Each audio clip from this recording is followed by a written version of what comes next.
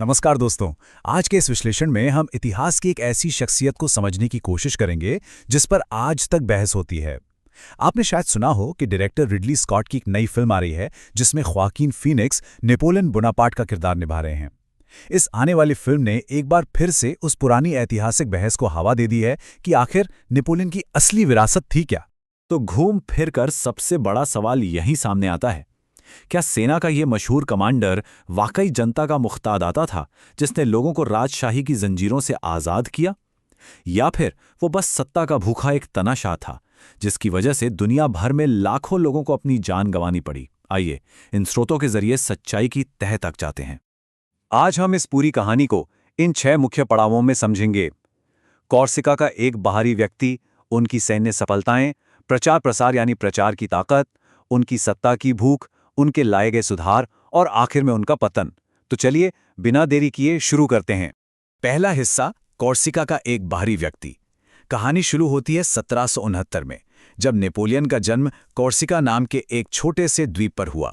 अब दिलचस्प बात यह है कि उनके पैदा होने से ठीक पहले ही रिपब्लिक ऑफ जियोना ने इस द्वीप को फ्रांस के हाथों बेच दिया था। इसका असर उनके परिवार पर कैसा पड़ा, जरा इसे देखिए। बचपन में नेपोलियन अपने ही देश के स्वतंत्रता नेता पास्कले पाओली को अपना हीरो मानते थे, लेकिन वो अपने ही पिता कार्लो से सख्त नफरत करते थे। क्यों? क्योंकि उनके पिता ने कॉर्सिका की आज़ादी का साथ छोड़कर फ्रेंच उपनिवेशवादियों से हाथ मिला लिया था, और वो भी किस लिए? सिर्फ अपना शाही रुतबा बनाए रखने और नेपोलियन को मिलिट्री स्कॉलरशिप दिलवाने के लालच में। जिसका नतीजा ये हुआ कि पेरिस की मिलिट्री एकेडमी में नेपोलियन एक बिल्कुल अकेले और बाहरी बच्चे बनकर रह गए। उनके कॉर्सिकन एक्सेंट की वजह से वहां उनका बहुत मजाक उड़ाया जाता था। लोगों के इस तरह के बर्ताव ने उन्हें दूसरों से अलग कर दिया।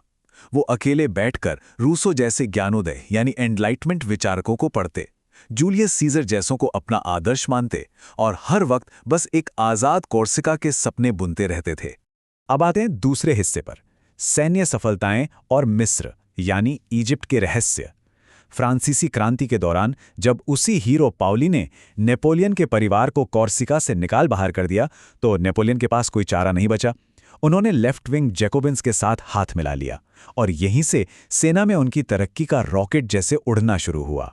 ये 3 कदम देखिए जो उनके इस शानदार उत्थान को बयान करते हैं। पहला, तुलोन में उन्होंने ऐसी जबरदस्त आर्टिलरी रणनीति बनाई कि सिर्फ 24 साल की छोटी सी उम्र में ही वो ब्रिगेडियर जनरल बन गए।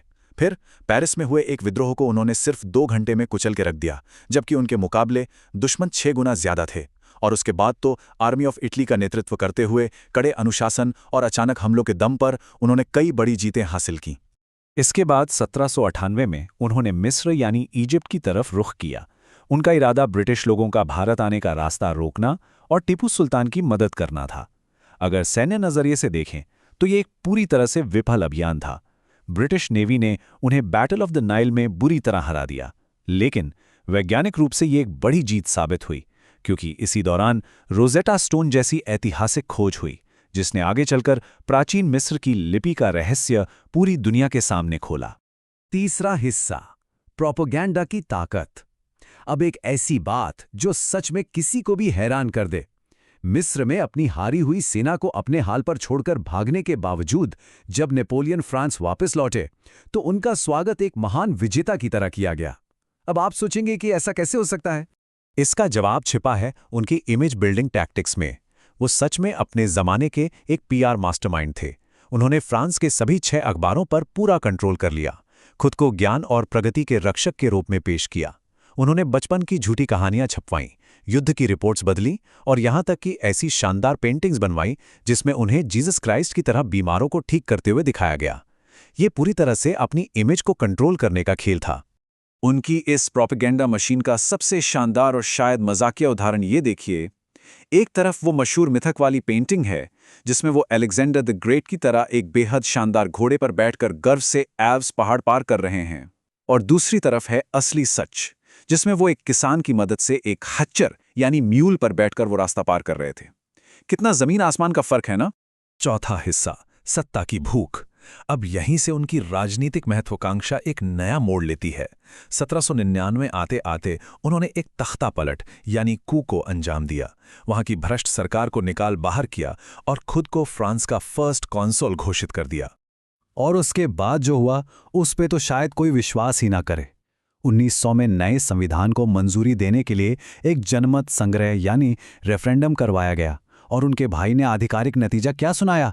99.9% का समर्थन। दावा किया गया कि करीब 30 लाख लोगों ने नेपोलियन के पक्ष में वोट दिया है। एक ऐसी संख्या जो सच होने के लिए बिल्कुल नामुमकिन लगती है। और सच्चाई बिल्कुल वही थी। इतिहासकारों को बाद में पता चला कि असल में सिर्फ 15 लाख लोगों ने ही वोट डाला था और असली समर्थन करीब 50% ही था। यह पूरा जनमत संग्रह एक बहुत बड़ा धोखा था। लेकिन नेपोलियन रुके नहीं। यही तरीका उन्होंने 1802 और फिर 1804 में भी अपनाया ताकि आगे चलकर वो खुद को राजा घोषित कर सकें।